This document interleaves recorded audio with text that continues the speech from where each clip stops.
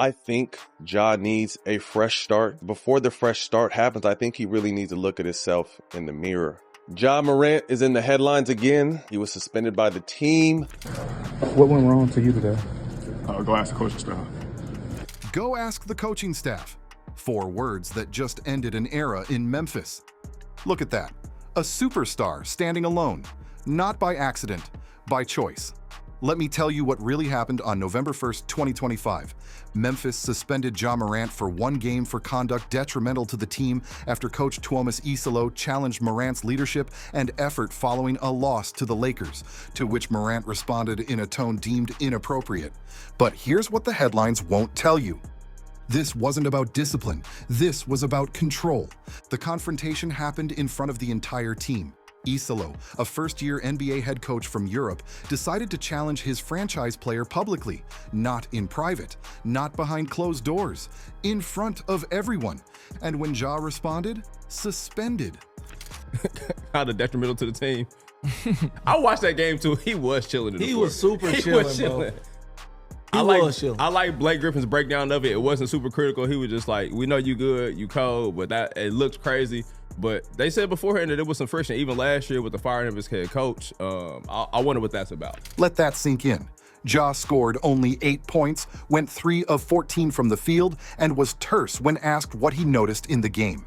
He was struggling, and instead of protecting their star, instead of building him up, the coaching staff tore him down. Guess this is a little bit of a power struggle with the new head coach, Tuomas Isalo. First time NBA head coach, and I've played for some great coaches, and one thing I know that new coaches try to do is they have to establish themselves in the locker room. Matt Barnes believes there's a power struggle happening in the Grizzlies locker room involving new head coach Tuomas Isalo and Morant, saying new coaches try to establish themselves in the locker room. Barnes gets it. This is a first-time NBA head coach trying to prove he's the alpha, and he chose to do it by breaking down a 2-time All-Star who's supposed to be the face of the franchise. Morant was visibly disengaged during the second half, notably not attempting any shots in the final 5 minutes after making a game-winning floater on Wednesday. You know what that looks like? A player who's been told his game doesn't matter anymore. The suspension? It cost Ja $272,042, but it cost Memphis something far more valuable, their franchise cornerstone's trust. Here's where this story gets darker. Last season, when Isalo took over as interim coach after Jenkins was fired with 9 games left, the Grizzlies led the NBA in scoring and pace, and Jaren Jackson averaged 22.4 points with near career-best efficiency. For those 9 games, plus the playoffs, Ja was unleashed. He got his pick and rolls back, he got to be himself. And Memphis? They made him believe that was the future. Nike ran a whole campaign about it. Let Ja be Ja.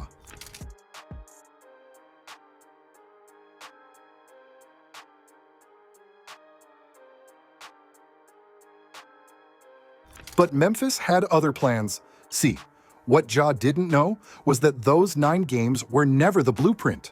They were a sample, a taste of freedom before the cage door slammed shut.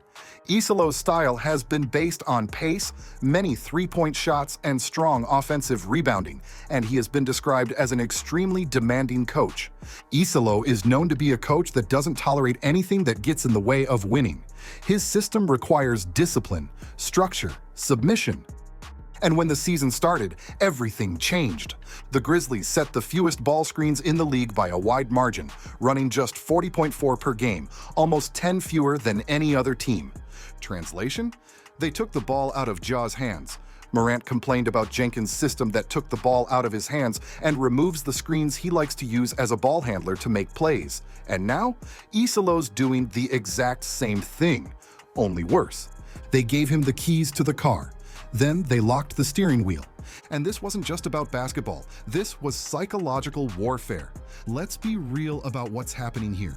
Memphis doesn't have a Ja Morant problem. Memphis has an identity crisis. Think about this timeline. Memphis fired Taylor Jenkins with 9 games remaining in the regular season, despite the team sitting at number 5 in the Western Conference standings with a 44-29 record. Jenkins was Jay's only NBA coach, the man who developed him, the man who turned him into an all-NBA player, the man who led Memphis to back-to-back playoff appearances. The internal perception was that players, most importantly Morant, had tuned out Jenkins. But you know what's interesting? NBA insider Mark Stein reported that those offensive schemes were not conceived by Jenkins. They were schematic alterations mandated by the front office. Read that again. Jenkins didn't create the system Ja hated. The front office did. But Jenkins took the fall. When asked about Jenkins' firing, Morant said, I mean, it's tough for me. Like you said, I had Coach Taylor since, I got here. Everything, I've done in a Grizzlies jersey, pretty much been under him. So that's always tough. It's my first time really experiencing, a coach leaving since I've really been hooping. That's not the quote of a player who wanted his coach gone. That's a player who's watching his world get dismantled piece by piece. And then they promoted Isalo, a coach who runs an even more rigid European system, a coach whose teams at Paris Basketball and Bonn were built on structure, not stars. You're paying a $40 million highlight reel creator to play in a system designed for role players. That's not player development, that's systematic destruction. Let's talk numbers. Morant is averaging 20.8 points per game through 6 outings this season. This season, he's converting on 40% of his field goals and 15.6% of his threes. That 3-point percentage? That's catastrophic. But here's what's not being talked about. It's not about the numbers declining. It's about watching Ja's soul leave his body on the court. During the game against the Lakers, Morant seemed disengaged from the rest of the team, and while on the sidelines, he can be seen standing far away from his teammates. Studio analyst Blake Griffin said, "For a guy that's making $40 million and needs to be the leader of the team, I just don't love it." But Blake's missing the context. Ja's not hurt physically, he's hurt spiritually. Isalo's practices revolve around intensity and speed, with drills like Murder Ball requiring players to reach the three-point line in 3 seconds, emphasizing creating habits of speed and decision-making. Imagine being Ja Morant. Imagine being one of the most creative, instinctive players in the world. And every day in practice, you're being drilled to death to play a certain way, to make the right pass, to take the smart shot. Your entire game, the thing that made you special, is being coached out of you. Isalo's central doctrine is to establish an ironclad system, drill it until it becomes second nature, and then trust it. But what happens when that system has no room for your franchise player's genius? And now, the people who love Ja most are starting to worry. Matt Barnes urged Morant to look himself in the mirror. I think Ja needs a fresh start. Before the fresh start happens, I think he really needs to look at himself in the mirror. Ja Morant is in the headlines again. He was suspended by the team for conduct detrimental to the team. What went wrong for you today? Go ask the coaching staff. What could have been done different, get a different outcome other than asking the coaching staff? According to them, probably don't play me, honestly. That's what basically the message was. If I were to guess, this is a little bit of a power struggle with the new head coach. First time NBA head coach, they have to establish themselves in the locker room and earn guys' respect and figure out how to do it because it's different these days. I know I've had coaches like Phil Jackson who would cuss Kobe's ass out so he can talk to everyone else as well. That's probably, I'm guessing, where this coach was going, but that's still no excuse for the type of play that Ja let us see the other night. Just the lack of effort, the lack of just not wanting to be out there, almost like, you're wasting my time having me out here type energy. That's something from a star player you can't have. I think there's no excuse for that. We would never let another star player slide like that, because no matter how messed up it may be going between you and the coach, you and the team, what's going on in the locker room, your personal life, the stars have to be stars at all times. That's on both sides of the ball. But here's what Matt's saying between the lines. Ja can't win this fight in Memphis. The coach has the organization's backing. The system is more important than the star. And Ja's body language is screaming one thing: I'm done. NBA legend Reggie Miller said on the Dan Patrick Show, "I believe the ship has sailed, and I think the only way you're going to be able to turn course is if you get a new coach in there. Because if they keep the current administration, Ja has checked out. Checked out. That's not shade. That's observation. Now here's where things get really interesting. Memphis traded Desmond Bane to the Orlando Magic for Kentavious Caldwell-Pope, Cole Anthony, 4 unprotected first-round picks, and 1 first-round pick swap. And when Brian Windhorst saw that trade, he didn't see a retool. He saw a teardown. Windhorst said on SportsCenter, "This is a rebuild trade." The next question is, what about Ja Morant and Jaren Jackson Jr.? I don't know the answer to this.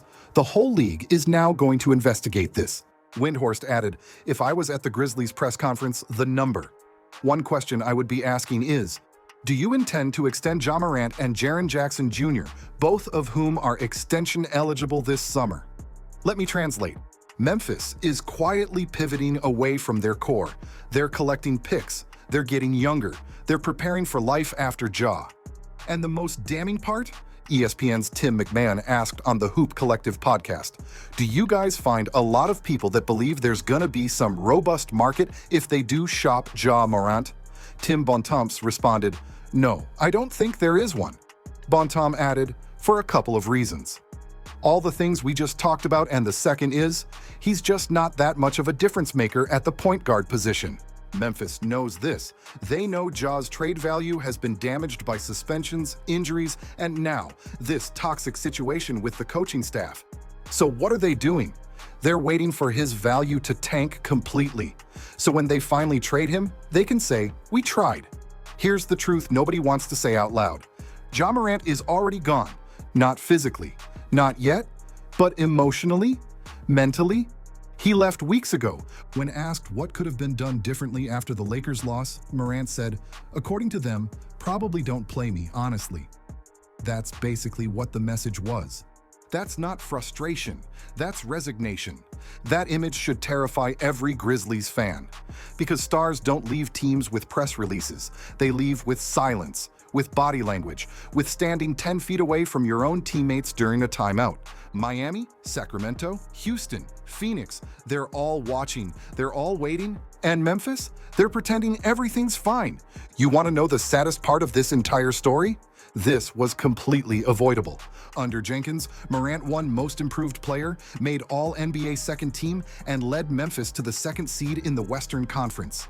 In 2022, Morant averaged 27.4 points, 6.7 assists, and 5.7 rebounds on 49% shooting from the field and 34% from 3.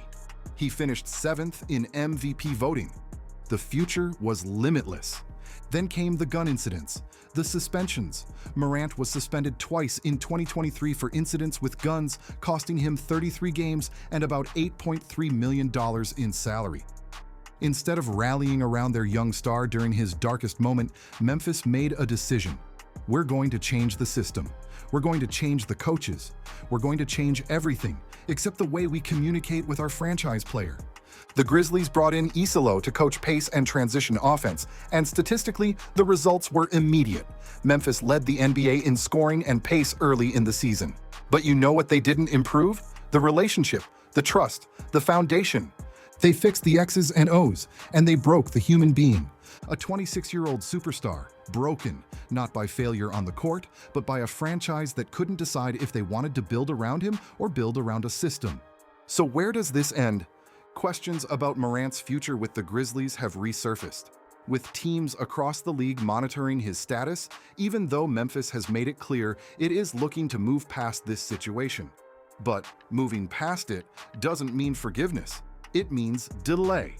If Ja isn't traded this season, it'll be next summer, maybe the deadline in 2026, but it's coming. And when it happens, Memphis will release a statement about mutual respect and different directions and wanting what's best for everyone. But we'll know the truth.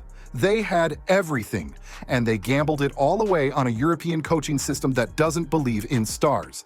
Ja Morant isn't demanding a trade, not yet, not publicly, but his silence says everything. And Memphis? They already know. The clock's ticking, the relationship's broken, and the best player in franchise history is about to walk out the door, not because he wanted to leave, but because they made it impossible to stay. If you think Ja's staying in Memphis, drop a comment below.